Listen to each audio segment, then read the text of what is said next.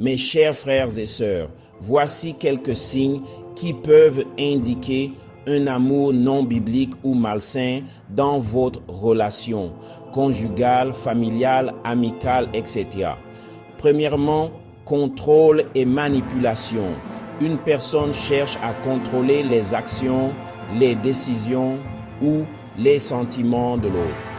Cela peut inclure des manipulations, des pressions ou encore faire ressentir de la culpabilité à son partenaire.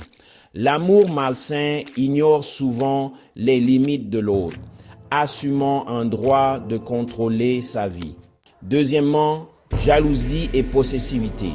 Un niveau de jalousie excessif où la confiance est absente et où un partenaire veut surveiller ou contrôler les amitiés et les activités de l'autre. Plutôt que de se sentir en sécurité, la relation crée une peur constante de trahison ou d'abandon, menant à des comportements obsessifs. Troisièmement, isolement de la famille et des amis. L'amour malsain peut encourager un partenaire à isoler l'autre de son entourage, le rendant ainsi dépendant de la relation. Si une personne décourage l'autre de passer du temps avec sa famille, ses amis ou sa communauté de foi, cet isolement peut être un signe d'alerte. Quatrièmement, dépendance excessive.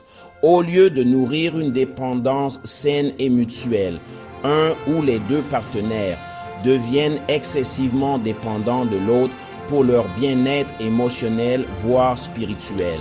Un amour fondé sur Dieu valorise l'interdépendance où chaque individu trouve sa sécurité ultime en Dieu et non uniquement dans l'autre. Cinquièmement, manque de respect et d'altruisme. Les comportements irrespectueux, le rabaissement ou une communication dure sont des signes d'un amour malsain centré sur l'égoïsme. Un amour vrai et divin est basé sur l'humilité et l'altruisme, cherchant toujours à honorer et à élever l'autre.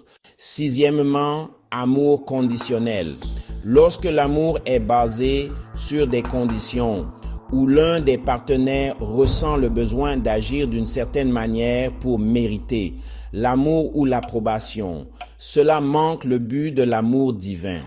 L'amour de Dieu est inconditionnel et patient, fondé sur la grâce plutôt que sur la performance.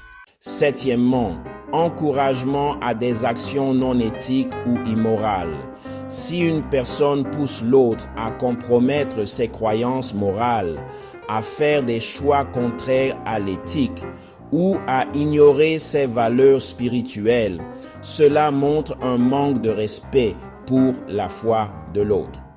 Une relation saine encourage chaque partenaire à grandir dans l'intégrité et à rester fidèle à ses convictions. Huitièmement, absence de responsabilisation. Si la relation décourage la responsabilisation ou la transparence, favorisant des comportements cachés ou évitant le développement personnel, cela peut favoriser la tromperie ou l'irresponsabilité.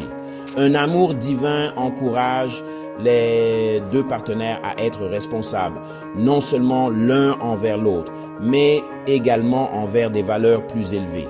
En revanche, l'amour divin se concentre sur le respect, la liberté, l'intégrité et un engagement mutuel à grandir dans la foi.